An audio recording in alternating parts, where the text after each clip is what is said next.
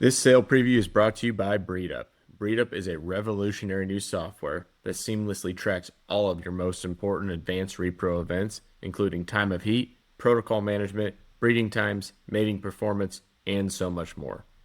If you are using ET, IVF, or even AI in your herd, it is more important than ever to know what creates more pregnancies, and Breedup's on-demand data and analytics deliver just that. Breedup is mobile friendly and is compatible with your smartphone, tablet, or desktop computer. Sign up for Breeding Intelligence at breed-up.com and check out many of its features at youtube.com/@breed-up. So we're on here with Willie Weiss. Willie, welcome to the show. And you've never been on here without video content before. So this is our first time with video content. Pretty excited. And so he was asking me about this picture behind me, and I was telling him, because a long time, it's been what, 10 or 15 years ago since you've come out and helped me at a couple of them shows, and like we started doing business together. Yeah, I think the last few times it's been pretty much dark when I show up and leave. Yeah, but like I think the first time there were some like ET calves out of this cow right here, annotated as FBB is what Brent Cromwell nicknamed her. You could figure out what maybe he was or wasn't getting at. But anyway, I was telling him the story of this picture. I had a guy working for me. His name was Adrian View, and his wife was a photographer, and they took this picture that's behind me and gave this to me as a gift, I think for maybe a birthday or Christmas or something. And he was asking about what these other cows were, because this cow, a lot of my very, very best stuff goes back to, and a bunch of these are turds back here. They're not great, but I actually do know what some of these cows are. And this one, I was telling him, Willie was a fan of a calf that we sold to a family in Denver that was at the prospect show. This real skinny bellied, hard doing one right here. She's actually Ollie Who Made Who, and I bred a Who Made Who cow that way because our friend Phil had a monopoly Ollie Who Made Who that was real good. I think was like reserved E2, remember, at Iowa a long time ago. And I was like, I'm going to make me a cow just like that. And I did not understand the concept of time. So she showed up about 5 years too late, was not after Monopoly had run its course, didn't obviously work to any of the more modern bulls. But that's the recent mother to that show steer right there. And she did a great job because that show steer was very, very large at birth. And she's been around for a long time. She'll go this year. She's like 9 and lost her calf, and her bag's kind of on its last leg. But that one, and then this one here was a monopoly strictly business. And if you listen to the Tree Lane episode, I talked about that strictly business cow. That's she's been gone for a while though. She was, I think, I forget her number, 514 or 515 or something like that. But we referenced her mom in the Tree Lane episode that I did earlier today, and I don't know which one this is, but yeah. See, you were right when you were mating those cows. You knew they'd be part of your ET program. You just didn't know which end they'd be on. exactly. Yeah, the given end. They had a phenomenal impact, just not in the way that we thought it was going to happen. You know, that's how life goes. You don't ever really know. The first time I came out there would have been like when your 125 donor had her first calf. Remember that? She had like a messenger brockle face heifer. Yep. And you priced her to me at like the deal of a lifetime, like yep. $6,500 for like half of the pair. And I was so cheap and could not get myself to do it and kicked myself. Which at the time I thought was a lot of money. And then I remember we were like in Lincoln, Nebraska the next year, and you were like, hey, I'll do that deal. Or it was like a couple months later. Do you remember this? We were staying out there. And I forget, I think we were out there for that's when the Nebraska AGR used to be in Lincoln. And we had a calf out there somehow, or you were out there. I forget what the deal was, but I remember that you were like, hey, let's do that deal. I'll take her. And I was like, hey, so I did the same deal with someone else or similar deal. And I think that was like the most disappointed I'd ever made you, was telling you that this day probably that she was gone. Anyway, this show is not necessarily about me. It's about the sale you have coming up. The sale is on Sunday, March 29th, 2026. You're selling a bunch of really nice fall-born heifer sales on SC Online Sales. Willie, welcome to the show. it's been a while since you've been on, because it's been a while since I've been doing these sort of podcasting. So refresh everybody on who you are, where you're from, and who's involved in your operation. Sounds good. I'm Willie Weiss from Simmental, Iowa. Own and operate Weiss cattle with my wife, Nikki, and then we have 3 daughters. Dallas is 7, Rory's 3, and then little Kirby, she's 3.5 months old. So kind of the 5 of us. And then we have 2 really good full-time hired men, Carson Rogers and Austin Foss, that help us day in and day out that we couldn't do without. So that's the crew. Live on the as far north. We live on the state line here in northern Iowa. So today it's actually a blizzard going on. So if you're coming look at the calves in the next couple of days, bring your sled dogs. Like the other side of the street is Minnesota, right? Yeah, like Carson and Austin, they both actually live in Minnesota. No kidding. Yeah. Is that so like technically you're a multi-state operation then, huh? I mean, I guess you can say that. Yeah. Yeah. I mean, if you're getting a tax bill from 2 different states, like a property tax bill. Unfortunately, we do. I do not recommend Minnesota property taxes to any of my friends. Why is that? High? They're like twice as high across the road. Really? Do they get adjusted each year, or are they stagnant? Yeah. Is that how it is in Iowa too? Not every year, but kind of whenever they want. Seems like. That's terrible. Yeah. And it's pegged to the value of the real estate? Yeah. See, but like, Iowa's been on this big thing here recently where they're saying we're not going to increase the tax rate. They just have gone around and reassessed all the property values. So there's multiple ways to skin a cat to get more tax revenue. Yeah. Yeah. You know all about it in California. Yeah, we're very well aware. So tell us a little bit. We're gonna have a problem getting off topic, Ferris. I know. Yeah, we just like to chatter too much about stuff not involving cattle. Tell me in the audience about what you have going on, program goals. When you started a long time ago, primarily show heifers, I would almost argue that you've evolved into like a straight up seed stock operation in a lot of respects. You had a great bull sale last month, but tell us, like, what are you really striving to do there in your operation primarily? Yeah, I mean, I would say that's the goal, is to be multi-breed seed stock operation. We've kind of really got it boiled down to 4 sales now. So we sell springborn heifers in October on SC online sales. Those cattle are all here at the farm.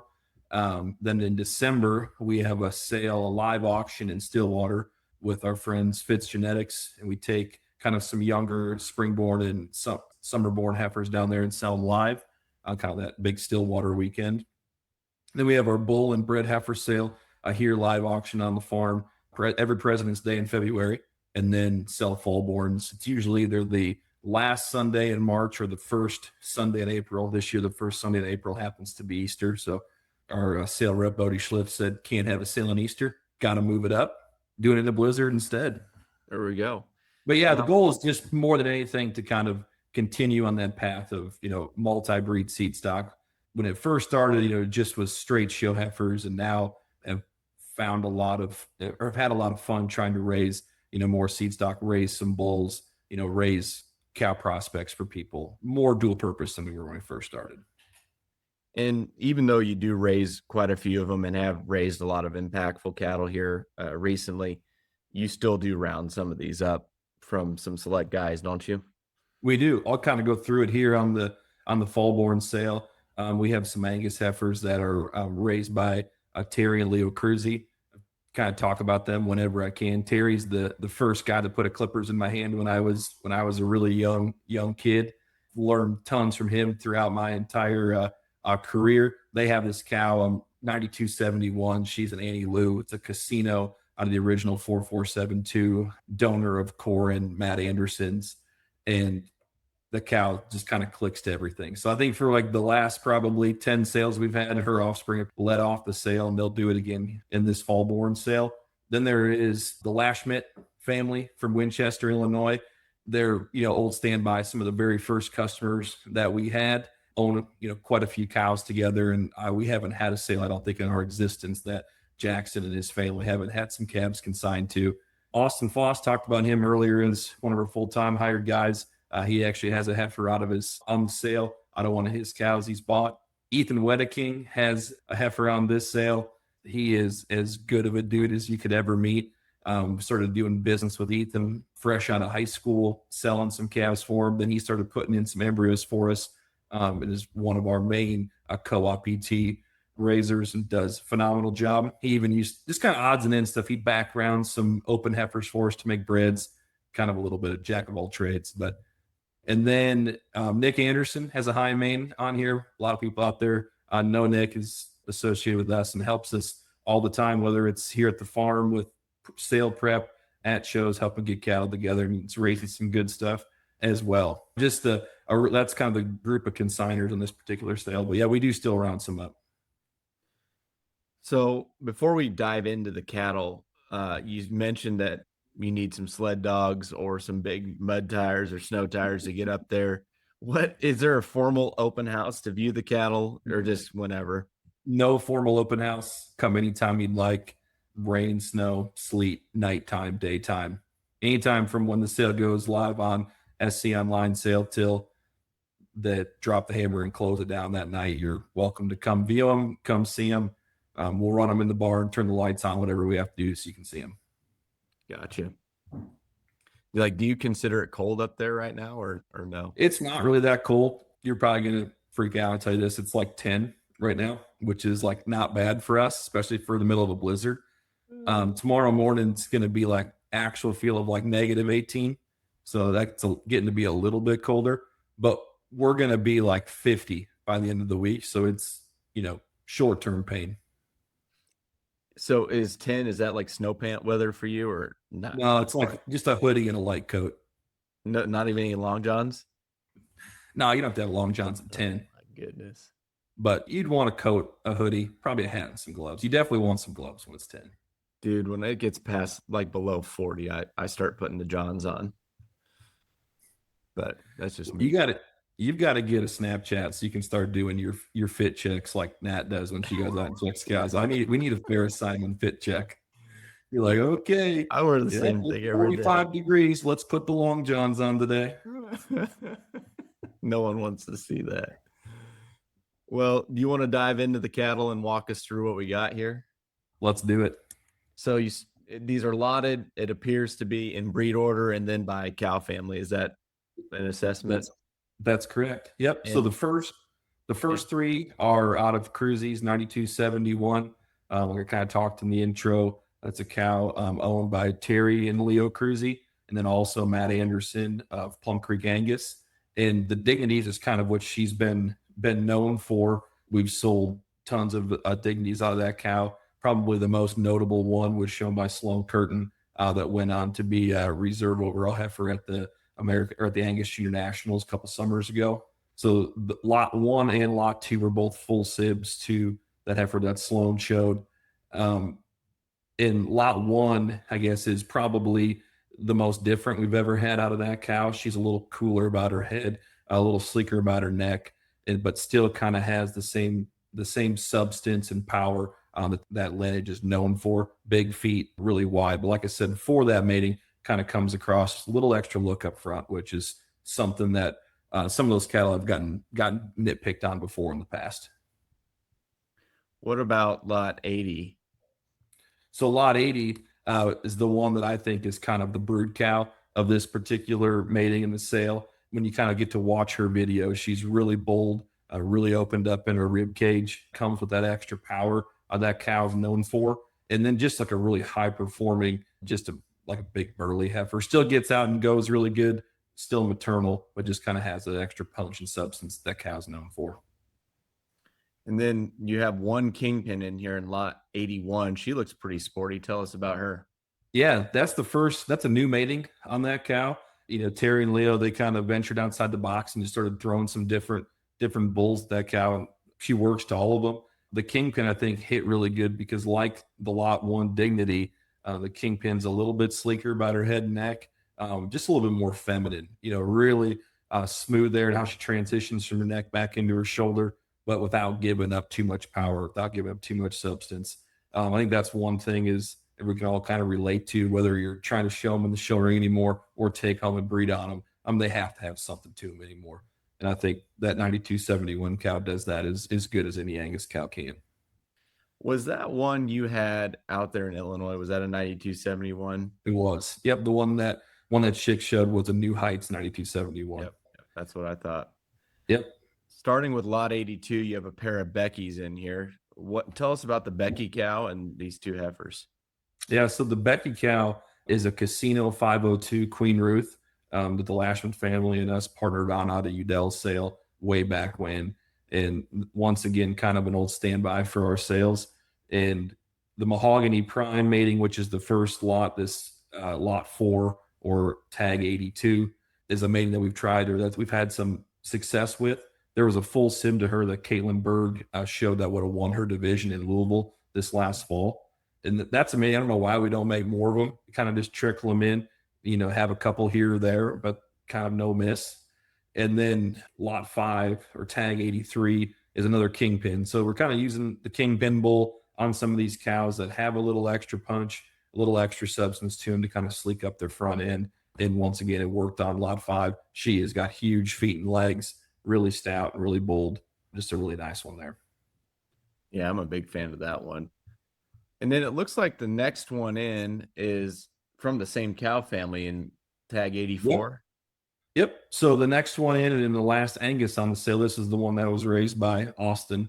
So he bought a PVF the Natural out of Becky on sale a couple of years ago, and then he bred her back to Mahogany Prime. So as you can see, kind of a Becky daughter, working in production. And once again, watch the video. Kind of what we're after, something that still draws a nice silhouette from the side, has some presence, but get behind her, you're not going to miss her. Still kind of opened up with some power and some muscle. That thing's head carriage is really nice, isn't it? Yeah. A lot of presence. Yeah. Even I could get her shown, and I'm not really showing. When you sent me the sales sheet over, was shocked to see one with the pedigree that we have next in lot 85. Did not think that was going to be happening today, but tell us about her. Yeah. So this is the one that came from Ethan Wedeking, and leave it to Ethan to kind of throw me a curveball and send me kind of a club calf steer cow maker. And you probably actually know more about the bottom side of this pedigree than I do, Ferris, but this one goes back to the Lusk 106 cow. And as you can see in her video, really freaky, stout, really wide dimensional from end to end. Looks like one that you could have a little fun showing with, but then just go home and raise some steers. So I don't know. Tell me about this 106. What's the story there?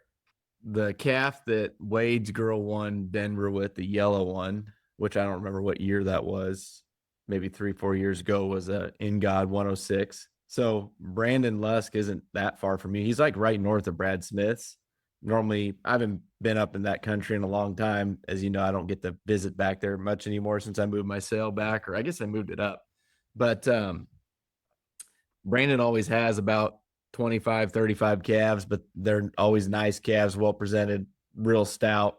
Like it looks like this, stout, nice headed, bull body type stuff. And they normally seem like they feed good, but there's been a bunch of those steers that have gone on and done stuff. But I don't know that there's that many of those daughters running around. I guess I've not seen too many of them. There can't be more than a half dozen of them. Yeah, I don't. This one, I'm not sure where he got her from, but it said he was out of a Gold Standard and then back out of an In God 106. So yeah, he's kind of a collector. Ethan is. If I'm not mistaken, I think that cow goes back to some like Trine and bred stuff somewhere. I think that a lot of Brandon's stuff kind of originated from Mike and things like that. So I mean, they're about what you'd expect that way, just like burly boned and husky cattle. She is husky. I do know when I was clipping her, it did take a couple extra passes on her back. She's a stout one. Yeah. Now we get into the main on Jew division, and to no surprise, there's a bunch of all me's in here, and why wouldn't there be? So tell us about 86. Well, now that I'm looking at the sheet a little closer, I mean, got some more 9271 influence. That's pretty cool. Yeah. So the two main Angus heifers are the first all me's out of Cruzy's 9271 that they've ever had. And I've been kind of on them to do this mating since we first started getting the first calves out of her. Just told them need to do her make some other breeds. 86 and 87 are a lot alike. Both of them are really good structured, really flexible. There's some differences in substance between them. 86 is the one that, to me, she's really smooth, really maternal, flexible. And then as you get into 87, 87 has a little bit more width, has a little bit more turn to the outer part of the rib cage, and just a little bit more pulled apart from end to end. I think both of those heifers have a lot of good, a little bit difference in age to them, but both of them for main Angus cattle kind of fit the nice blend. I feel like that's a breed that it can be tricky. Sometimes you get them and they're still kind of main Angie looking, they're a little raw. And then sometimes you get them and they're too Angusy boned or they don't have enough muscle. I think both of these kind of fall right in the deadly part of the center, which you expect or want from main Angus cattle, having the extra intangibles from the main Angie breed, but not giving up all the practicality of the Angus. What about lot 88, this red and white fun colored one out of a cow that's done a lot of good for you? That's the first of the high mains. And I take a lot of crap from my friends about back in the day. Used to like them too common or like them too smooth, and we're definitely going to start changing that a little bit with some out of this cow. I'm pushing the envelope a little bit. The 9116 cow is a Doctor Who Lexi, so she's a Doctor Who Ollie heat wave, and this will be the first fallborns we've had of this cow, but her first ET, which would be a full sib to this heifer, is the bull that Phil Hallback promotes called Devil You Know, the red and white high main bull. And then we sold 2 black and white full sibs. This one in our October sale, one in the December sale. And then our friend Bodie sold one on his sale, a black sister on his October sale last year as well. So kind of a tried and true mating for us. Never any throwaways out of this mating. I think this one kind of could be fun in a couple different ways. Show her as a high main, or she's triple clean by pedigree. So go ahead and try to make some shorthorn steers or something with her. She's definitely freaky enough and on the edge, raise the steer as well. Yeah, she looks like she'd raise a show steer as a hairy and husky boned as she is. And there's a lot of those daughters, those Lexi daughters. I know you have another one, the Cardozas, that is a twin to the one that you have one that's raised some steers that have dang sure paid some bills and things like that. So they're out there, they're around, and they seem to work. What about tag 89, this all me Cinderella? I guess I'm not familiar with that cow as much as I am with the one right before, but maybe I'm not paying attention. Nope. So that one's raised by Nick Anderson, and that Cinderella cow is a style KD5S that he would have bought from Jason Minter. That's raised some nice stuff for him. So she's a 3/4 blood high main heifer and really flexible off of both ends, and a female that still has nice rib cage to her. Kind of the opposite end of the spectrum for a high main is the one right ahead of her. This one's a little bit smoother, really complete. Maybe not as out there in terms of her muscle or freakiness, but I think that's okay for a high main as well if you're trying to go to a junior national or something like that. Having one just a shade more maternal in her look. Moving into our Simmental influence division, your leadoff lot 90 or tag 90 is out of your own bull, only one. Tell us about this calf. This is one when we were going through consigners. This is a consignment calf that I forgot to mention earlier. This one was raised by the Tomey family. They've been buying some heifers from us for the last few years. Live just kind of right over the border here in Minnesota. This is out of an Angus heifer that they would have shown about 4 years ago. A syndicate that goes back to a Sabera's Elba cow, and then bred to our only one sire. And I think where it worked really good is on those Angus cows, only one can add a little extra bone. You can add some extra dimension, but then that cow was really good looking, really feminine, and kind of blended together, made just a really nice, intriguing half-blood Simmental to get started in our Simmental division. And it's crazy. Back in the day, all we used to do is raise percentage Simmentals. It's like we used to raise those in droves, and then hardly ever had any purebreds. And then now it's like we've started raising so many purebreds that we don't always have a lot of percentages. So this sale is actually probably as close as I've ever been to having it back to 50-50 on percentages versus peers. This one's pretty soft haired for like a percentage, right? Like I'm watching her video right here. I mean, her body hair looks pretty nice. Yeah, she is. That's another nice thing about the only ones is it can add kind of dimension and also soften their hair up. That looked like they put a nice hind leg on them too. I'm a fan of that. Yeah. we try to if they don't have nice hind legs, they usually don't make it to this point around here. We try to kind of get rid of those. It's like our first sorting criteria. If they run by, we don't like their hind leg, they don't even get tied up most times. Hey, in this cow market, if there's something you don't like about them, why wouldn't you get rid of them? I mean, For it's sure. just you're rewarded to That be critical. this is the smallest group of falls that I think we've sold. There's 20 of them, and I think like 3 years ago we were selling like 40 some of them. But I'll tell you what, there's a pen of them down the road where Carson lives of the ones that didn't make the sale, and a few more of those probably could have made it had our weather played a little bit nicer. But it was cloudy, and then it rained like 3 inches the day before pictures. So some of our videos are kind of like walking through mud holes. Yeah. But we were staring into what was coming of a blizzard, and it's like we don't have any choice but to just get them pictured. So if they were broke and ready to get pictured, they're on the sale, and if they didn't, we ran out of time. Well, so far it looks like you guys did all right. Tell us about Tag 91, the trust fund, Miss Nala. Yep. Nala's kind of their standby percentage donor for us. She's a paradox. Rudy was one of the first Simmental cows that we ever bought. That's when my wife started kind of luring me to the dark side of buying some Simmental cows, was Rudy.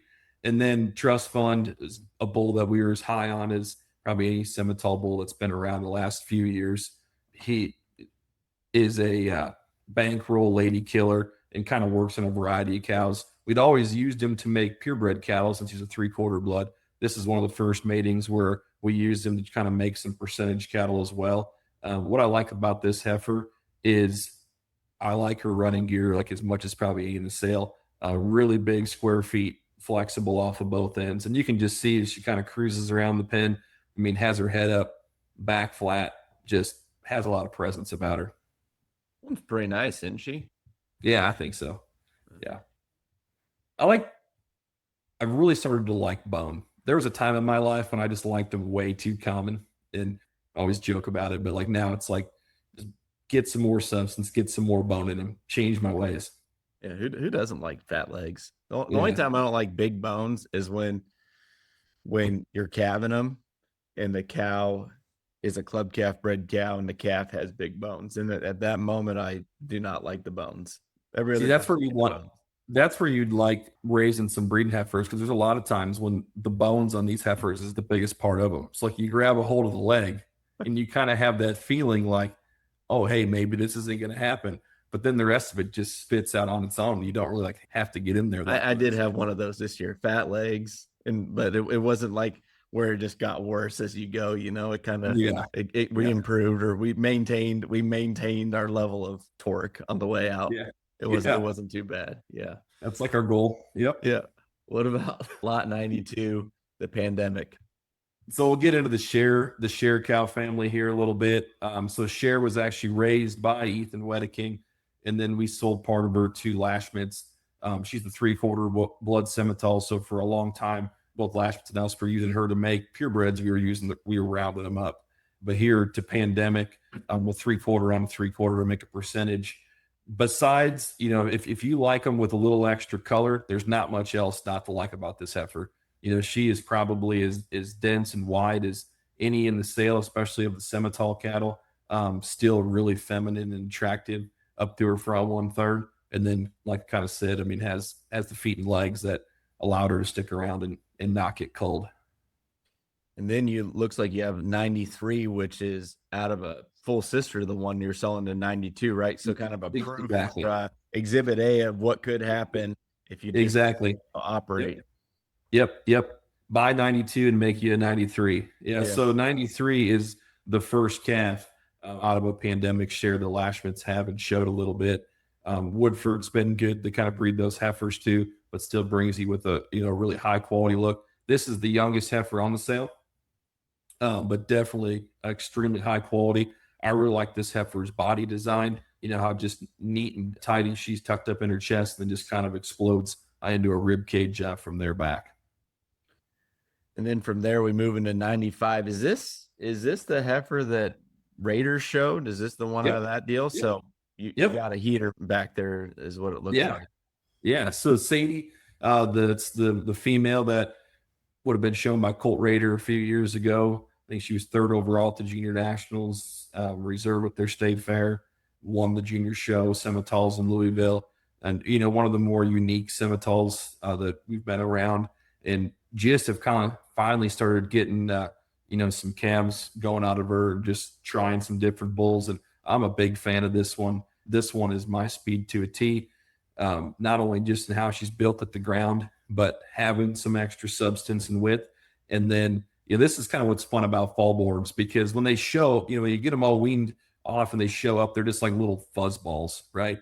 And then it rained so much here, they were like just mud covered fuzzballs. And then they just dart around the pen, and like until you can actually get them wrangled in, wash, and then you start clipping on them.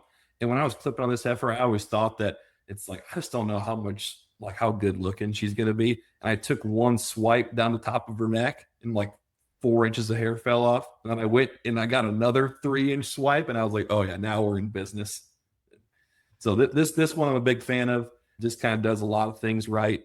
And like you said, kind of backed by a heater of a cow. She's got the same big back foot and big back leg as her mom, huh? And just could walk to wherever she's supposed to be. Yes. Don't need a trailer, just lead her there. Just turn her loose. Fire behind your truck and trot her down the road. That's what it looks like. Does not matter. You want to walk not a ton of Simmentals are that way. No. Could walk to one end of the fairgrounds to the other. All right. 96. Tell us about 96. So we get into 96 and 97. They're out of the Tamara donor. It's another one that Colt Raider would have shown. Tamara is actually a full sib to the Boots donor that was owned by Griswold. So she's a broker. And once again, just a female that we've kind of just started getting going, flushing on Weiss. So there's 2 of these trust funds. 96 is the Baldy, and she's the little bit bigger, stretchier female. She's got just tons of shape, tons of muscle, but just a little freakier maybe. And then you get into 97. 97's the one that's maybe a little softer, a little smoother, still has really big feet and flexible legs, but just maybe not quite as out there as far as her parts as 96 is. It was funny, this one, we didn't really know Tamara could throw red ones, and then went and picked up these ETs that we raised and from the co-op, and like 2 red ones jump off. I was like, what the heck? And like started looking at the paper and was like, oh, I guess that makes sense. There's red genes in there, just had never brought it. Where's it coming from? Well, I mean, broker would have a red gene, and then a trust fund with the bankroll as well. So both sides. They're soft-haired looking for red ones. Oh yeah, absolutely. Yeah. Well, I don't know if this is something that the production semi guys are necessarily proud of or not proud of, but your show semi stuff has gotten a lot softer haired in the last handful of years, it seems like, than it used to be.